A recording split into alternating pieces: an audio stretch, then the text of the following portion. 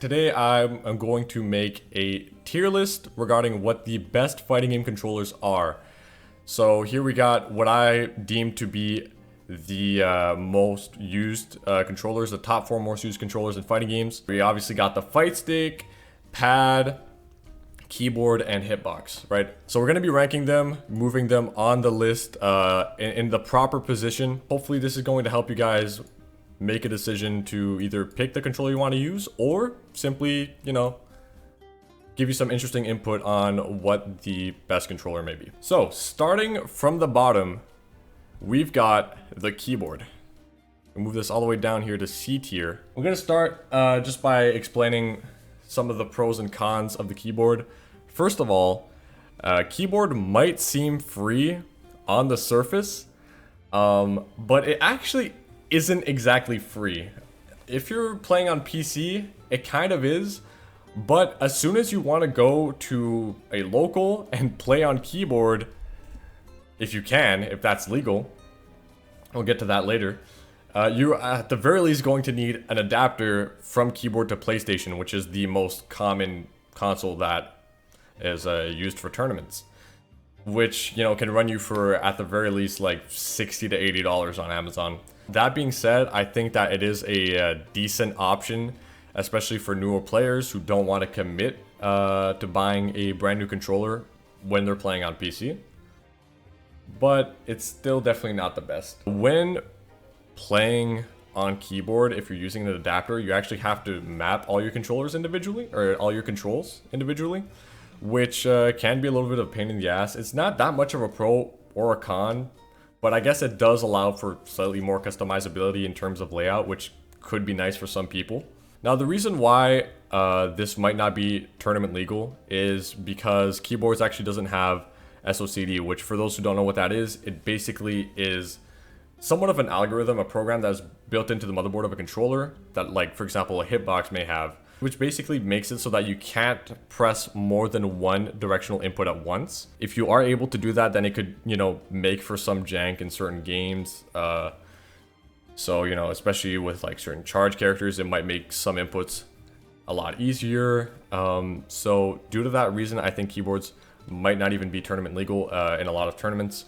So that's also another reason why it's in C tier. Depends on the tournament, of course, yeah. It depends on the tournament and the game you're playing. Moving on to the next controller here, we have, in my opinion, I think this is going to, some people might disagree with this, but I'm going to put pad in B tier. Pad is going to B tier. The reason why I'm putting pad in B tier is because there are certain things that things like fight sticks can do and hitboxes can do that pad just can't. More notably, things like plinking. So like in Street Fighter 4, right? There were a lot of frame perfect links, and there was a technique that you could do on fight stick, and I guess even on hitbox, even though hitbox wasn't very popularized back then, which was called plinking. And what you would do is you would essentially press, let's say, the medium punch button, and then after that, immediately after, the light punch button. And what that would do is that would count as 2 medium punch inputs, and it would make the frame perfect link effectively twice as easy to do. This is not something you can do on pad. There are also things like double tapping, so where you just kind of do that with your fingers. Actually, I can pull up my stick right now, but you do something like that. That also will make certain things just easier to do on stick. Pad is also slightly less ergonomic, in my opinion. You're using your thumb for a lot of, actually 4 out of the, generally speaking, 6 attack buttons are in most games, but at the very least 4. You're also using your left thumb for, all of the motion inputs. So is this definitely not as ergonomic. I mean, especially you see it in a lot of Smash players. They will have a lot of issues with their tendons and stuff, just because pad is just not that ergonomic. And that's the reason why the smashbox actually exists, which is like kind of a hitbox version of a Smash controller, of a GameCube controller. But it does have its benefits, for sure, and there's a reason why it's above keyboard. First of all, I would like to mention pad actually is probably the controller that has the most variety. There are a lot of different types of pads. For example, I mean, you have a GameCube controller for Smash, but outside of Smash, you have the DualShock 4, which is probably the most commonly used, but you also have things like, fight pads, right? Like the Hori Fighting Commander, you know, just a whole load of different types of pads with different layouts to just suit your needs. Another big thing is portability. Pad is the most portable controller, so obviously that makes it a lot easier to bring it, you know, around with you to places like locals, stuff like that. It's just a lot better. It's a lot better in terms of that, right? Especially compared to something like a fight stick or a hitbox, which are much bigger, right? I mean, a pad, you can just slap that shit in your pocket and boom, you're good to go. You're good to go. Did I mention how it was the cheapest option? Probably the cheapest option out of these 4 controllers. The reason why I say that is because if you're playing on pad, especially if you're playing on console like PlayStation, it will essentially be free because it comes with your console. Depends, Battle Beavers are 300. That's true. There are some pads that are very expensive, but it's not necessary, right? That's like if you're really on the high end. But most pads, I mean, they're gonna run you for like, you know, 50 to 80 bucks, really. So it's not that bad. A lot of games these days also are built around pad in mind, so you won't really have too many issues with that either. Pad is also very viable. It's a viable controller. I mean, there are a lot of top players that use pad. If you look at, for example, you know, at Punk in Street Fighter 5, he's a pad player. There's Anakin, Tekken 7, he also plays on pad. So, you know, it is a very viable controller. I think one of the main reasons for that is because pad does have faster inputs. More specifically, I would say directional inputs. The fact that it's a small D-pad makes it a lot quicker to input, you know, directional inputs than, let's say, a fight stick where you kind of have to, you know, there's like that full movement to the side that you have to work around. So it's definitely faster to input. You just press down, boom, immediately. I think that's a big thing for pad. Pad is cheaper than a keyboard you get from a laptop. No, but the thing about that is you can't use your keyboard that you get from a laptop at a local. And also a keyboard that you have on a laptop is just, it's bad. It's not that good either for fighting games. Moving on. The A tier controller, fight stick.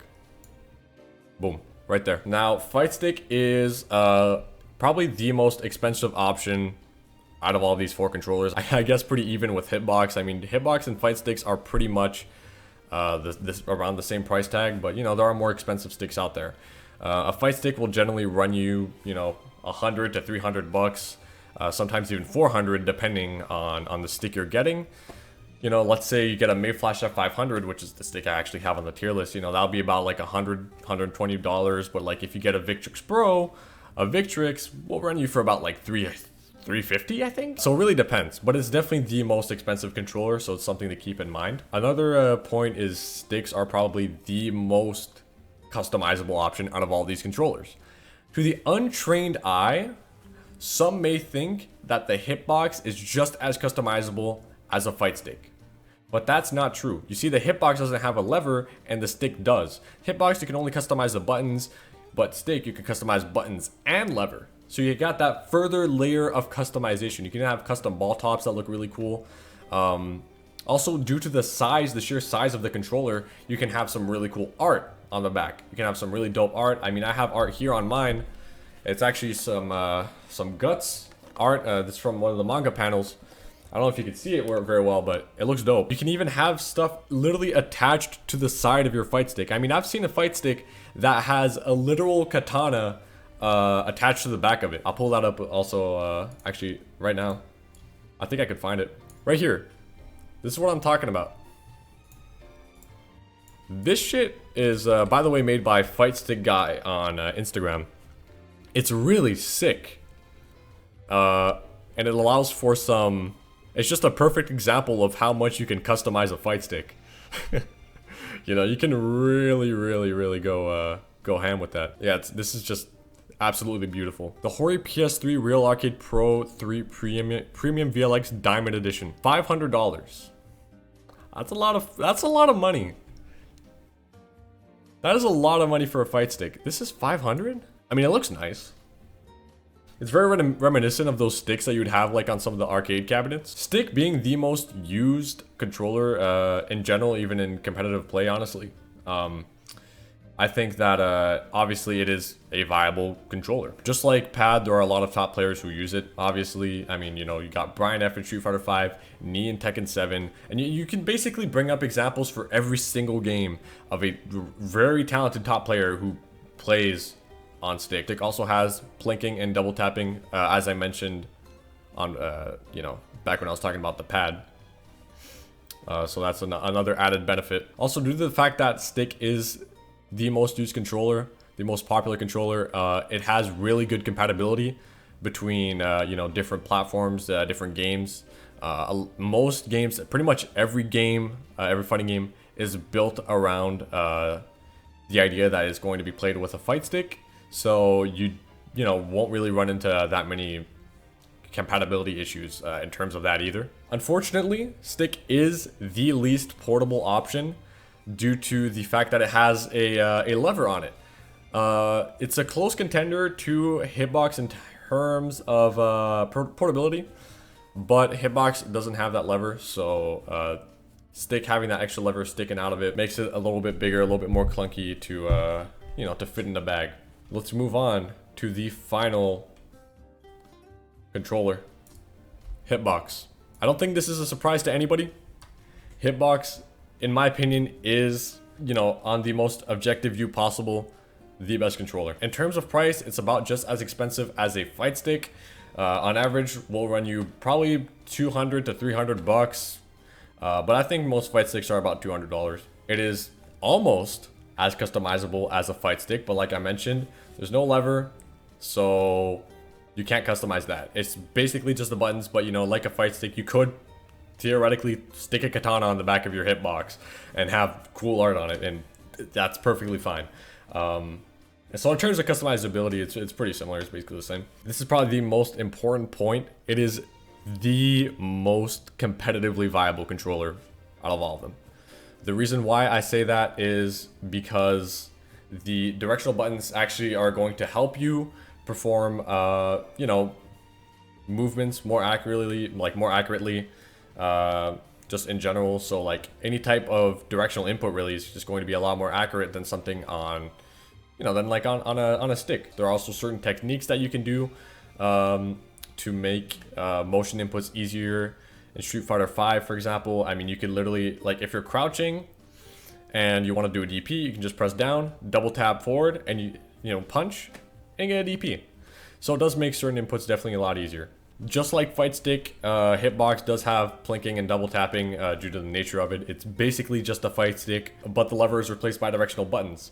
So a lot of the same benefits in terms of plinking and double tapping and triple tapping and pianoing and whatever the shit you're doing is going to apply to Hitbox as well. It is also not very portable, but it is a little bit better than the stick, as I mentioned earlier, due to not having that extra lever. This has been my opinion on what controllers are the best or worst for fighting games. Let me know what you think in the comments down below. I'm always interested in seeing what my viewers have to say about all this. It's just interesting to read. Definitely going to be going through all of them. Well, this is being streamed on twitch.tv/TheRealRocky. Link to that is going to be in the description. Make sure to drop a like and subscribe if you haven't already, if you enjoyed the video. And that's about it. I'll see you guys in the next one.